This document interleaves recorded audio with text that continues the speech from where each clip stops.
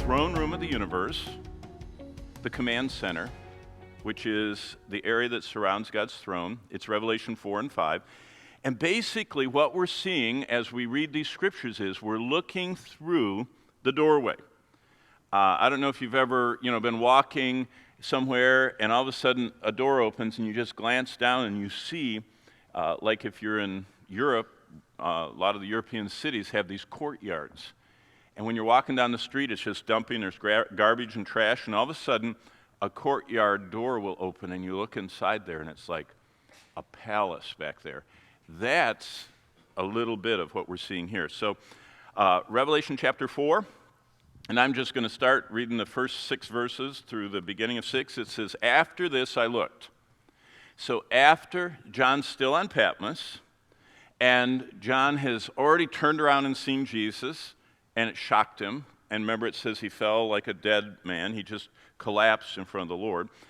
And the Lord put his hand on him, stood up, said, "Write these things down." And then he writes, chapter 2, chapter 3, "But after all that," those 7 letters, "I looked, and behold, a door was standing open in heaven."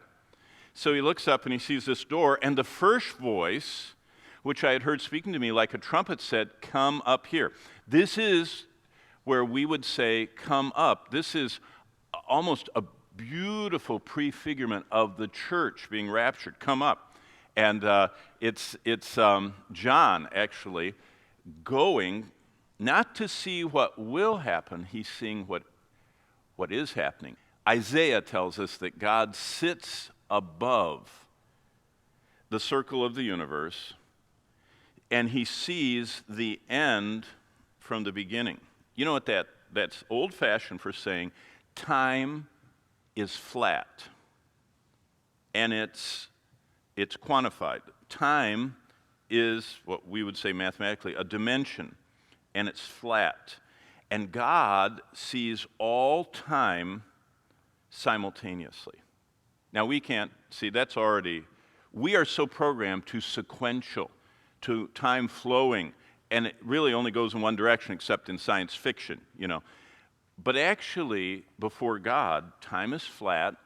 He sees the beginning, he sees the ending, but he exists before and after and everywhere in between. And he is before all things. And so God, sitting in heaven, is looking down at this moment, and he sees everything from the 7 days of creation through Revelation 22. And it's all actually happening at the same time to God, not to us. And so that's why John is really amazed, because this voice says, "Come up here, and I will show you what must take place after this." Remember, that's back to what chapter 1, verse 19 says, the things which will be after this. Do you see this divine outline of chapter 1, verse 19 I keep referring to, that's in your quizzes and the exam? All of that is the structure of this book. So this is the after these things. This is the future. Verse 2, "At once I was in the Spirit."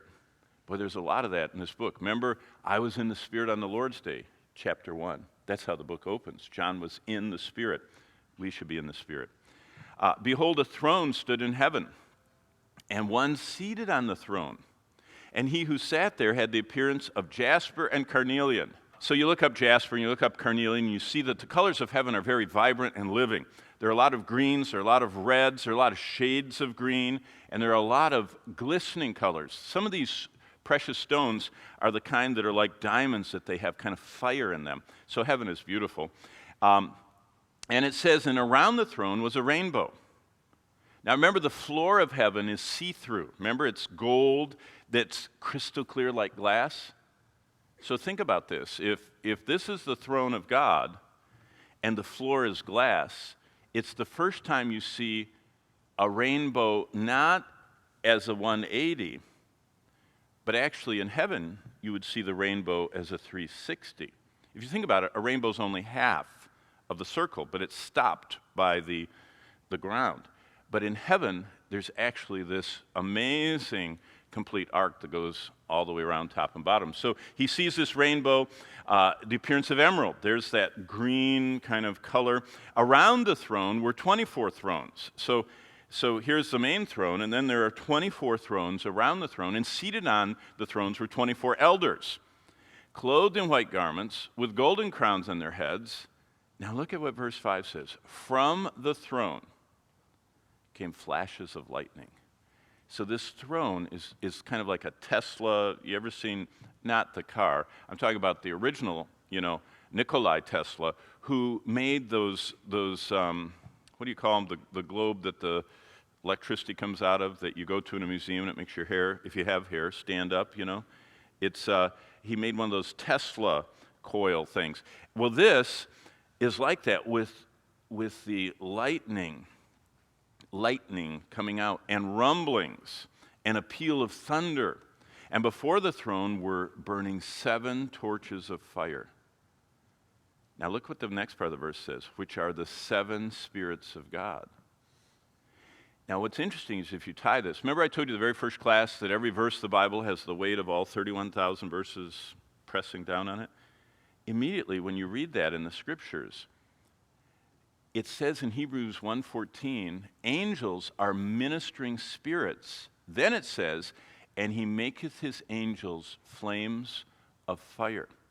So it's very clear that these 7 torches are 7 spirits who are 7 angels who Jesus refers to in the Gospels. When you're studying the Gospels, if you have had that class or it's coming or you're reading through, you notice Jesus said something very interesting. He said, there's rejoicing in the presence of the angels of God over every sinner that repents. Now wait a minute. People that read too quickly, they think the angels are rejoicing. It doesn't say that. It says there is rejoicing in the presence of the angels of God. The angels, the 7, by the way, these are probably archangels. We only know 2 of them, Michael, Gabriel. There are 5 others. They always stand facing God until he sends them off to do something. These are the highest of the unfallen angels. Now remember, Lucifer was over all of them. He was the anointed covering cherub. He actually stood like this over the throne of God, reflecting back God's glory with his wings. Remember, Lucifer has 6 wings. He's a cherub covered with eyes, 4 faces. I mean, I'm not doing Ezekiel. Someone else is doing that, but that's what he is. And he was the covering cherub that reflected God's glory back on himself. And he was the highest. And then these 7 were the ones that surround the throne. So whenever someone gets saved, God rejoices, and there is rejoicing in the presence of these 7 spirits, these 7 angels that surround the throne. So what a sight it is. And it says that, and there was, as it were, a sea of glass like crystal. And so that's the scene.